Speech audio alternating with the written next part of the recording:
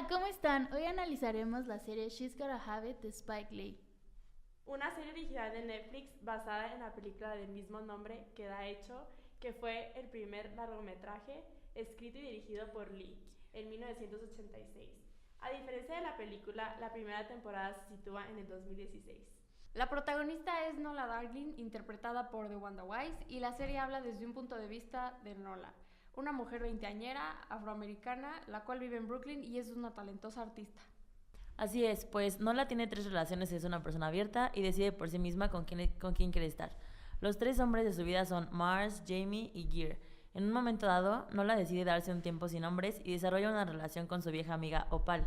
Sin embargo, las cosas vuelven a la normalidad después de poco tiempo. Nola tiene experiencias distintas con cada uno de sus amantes y le gusta que aporten sentimientos diversos a su vida. Pues de hecho, al principio de la serie, Nola es atacada al regresar a su casa de noche. La agresión física no fue mucha, sin embargo, su atacante le insultó repetidas veces, haciéndola sentir vulnerable. Nola entonces decide realizar una campaña anónima a lo largo de todo Brooklyn con fotografías de mujeres y la frase My name isn't, seguido de algún sobrenombre como mamacita, boo, baby girl, etc. Un sociólogo muy importante que debemos mencionar es Max Weber, ya que entiende la labor sociológica a través de comprender los actos sociales por medio de factores externos, haciendo a un lado la interpretación individual y los factores psicológicos derivados del mismo tema. Claro, Andy. Por otro punto, es importante que Weber estudia las acciones con sentido aumentado. Estas son realizadas conscientemente con la finalidad de aportar algo a la sociedad. El método weberiano crea tipos ideales tales como arquetipos y estereotipos. Estos se contrastan entre sí. ¿Sabían que para lograr dicho motivo, Weber propone un método mediante el cual se crean tipos ideales basándose en hechos externos que afectan al individuo? De ahí se definen los arquetipos y los estereotipos. Estos mismos tienen como meta la objetivización del método, es decir, pretende que mediante ellos la interpretación sea nula. Sí, niñas, y cabe mencionar que la sociología de Weber es, parafraseando a Farfán, causal por lo que su explicación por vía de la comprensión de modo intersubjetivo. Bueno, hay que analizar la serie desde la perspectiva de Weber, sumando a ella el interaccionismo simbólico. Para la construcción de un tipo ideal es importante revisar puntos clave en la historia afroamericana. Pues podemos mencionar un punto de suma importancia. Estados Unidos nació como colonia inglesa, la tierra de la oportunidad. Era solamente para los emigrantes que venían a probar las 13 colonias. Sin embargo, la raza negra llegó como mercancía y lamentablemente no tuvo oportunidades hasta mucho después, con la Guerra de la Sucesión y abolición de la esclavitud. Tristemente, las personas afroamericanas no eran consideradas parte de la sociedad, sino parte del mobiliario de las plantaciones o residencias. Sin embargo, pasaron de ser esclavos a ser sirvientes con poca paga y grandes problemas de segregación, incluso legalmente, puesto que se crearon los códigos negros para mantener las libertades entre negros y blancos separadas. Les tengo un dato muy interesante. Durante la década de los 60, la segregación hacia los ciudadanos afroamericanos tuvo un gran impacto en la sociedad estadounidense. En esta década, el Dr. Martin Luther King Jr. habló de la protesta pacífica. ¡Wow! Pero antes de que sigas, Luther King lideró la marcha sobre Washington el 28 de agosto de 1963, reuniendo a 300,000 personas, la cual fue una protesta pacífica a favor de los derechos civiles igualitarios. También es muy importante mencionar la participación histórica de Cassius Clay, mejor conocido como Muhammad Ali. Entre sus acciones resaltó su respuesta negativa a participar en la guerra de Vietnam, argumentando que para él no era importante puesto que las personas con las que lucharía le negaban sus propios derechos en su país de origen.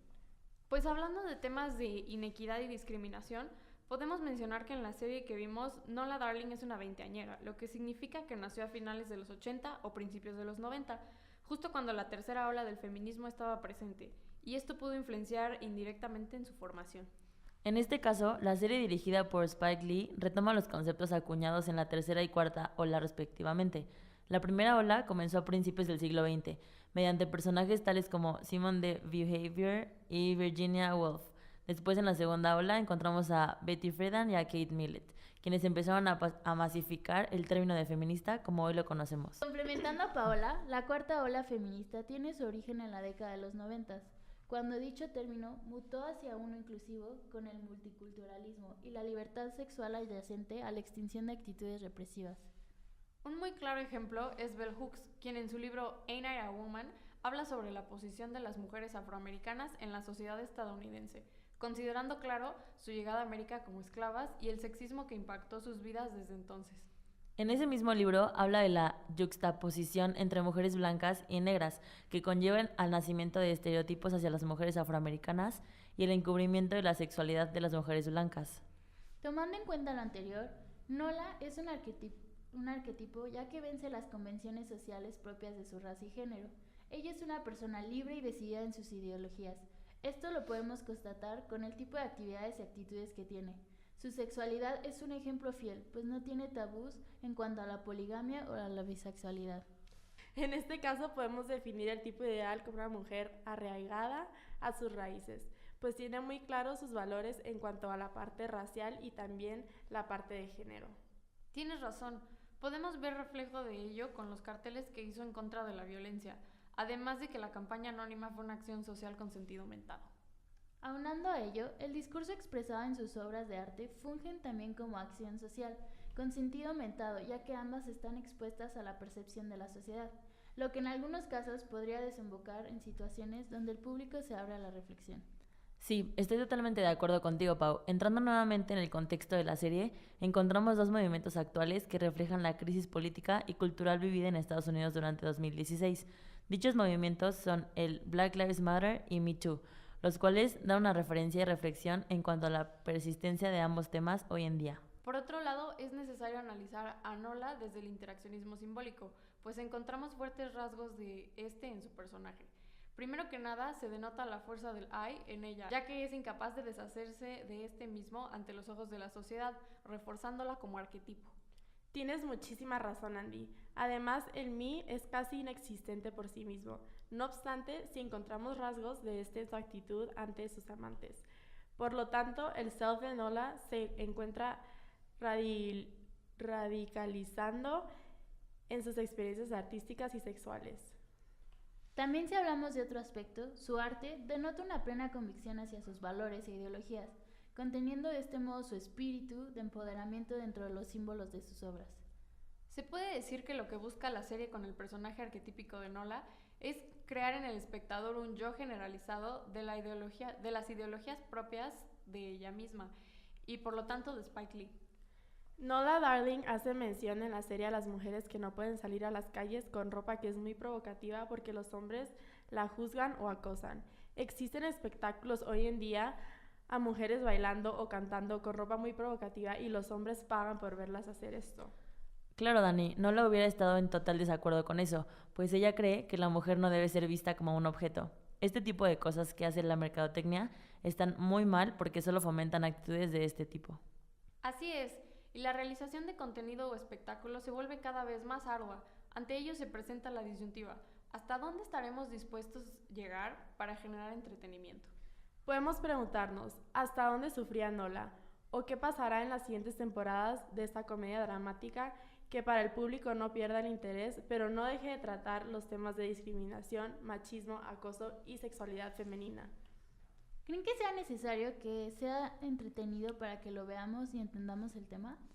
Recordemos que el entretenimiento se utiliza como catalizador de emociones, por lo que la audiencia analiza lo que está viendo y trata de relacionarlo con sus propias creencias. Por supuesto, Paola. También cabe mencionar que en los medios de entretenimiento sirvan para implementar ideologías. Es por ello que todos los trabajos de Spike Lee giran en torno a su mismo grupo social, los afroestadounidenses y las diferenciaciones que los rodean.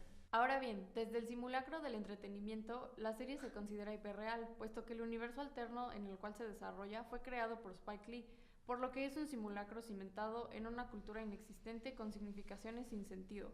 Aunque este universo podría plantear la equidad de género o entre razas, la diferenciación un poco extremista enfatiza el mensaje que siempre deja Spike Lee en sus obras. Se puede decir que es un universo exponencial hacia las ideas de su director.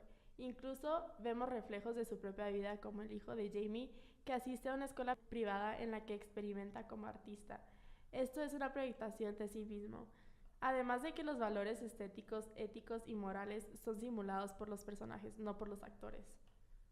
Es importante señalar a la posmodernidad como el resultado de la hiperrealidad de la cual habla Baudrillard, puesto que los signos propios de la cultura no tienen sustento en la realidad. En dicho sentido, el entretenimiento funge como el principal generador de significaciones hiperreales, creando a su vez la cultura de masas. Las ideas nuevas surgen de las ideas viejas, por lo que es difícil definir una idea como original. El proceso de conocer material existente y combinarlo para generar algo nuevo puede definirse como remix. Es cierto que todo es un remix, puesto que nuestra experiencia personal radica en nuestra perspectiva. Una de las formas más básicas de aprender y comprender es copiar. De hecho, es como evolucionamos tanto biológicamente como socialmente. Hablar de las diferencias sociales hacia los afroamericanos no es un tema nuevo.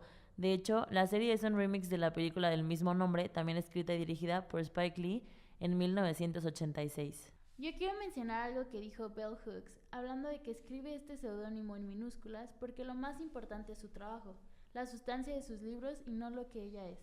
Exactamente ahí es donde entendemos que el ejercicio sobre las ideas, aunque sean de los demás, es lo que realmente importa, no el hecho de que uno u otro lo dijo primero. Por último, otro tema que me parece que debemos mencionar es que Rocaleta, la jefa de Nola, cuando trabaja de maestra de pintura, era muy objetiva y veía que Nola felicitaba a los niños, y en especial a una niña, pues creía que en verdad tenía talento. Pero la directora de la escuela no estaba de acuerdo en el fomento de la pintura porque es una carrera con un sueldo muy bajo. Es verdad, pero se ve claramente que esto es algo que la sociedad ha creado, porque todos tenemos diferentes talentos y no por esa razón debes tener un sueldo más bajo como alguien que está dentro de la rama de negocios, por ejemplo.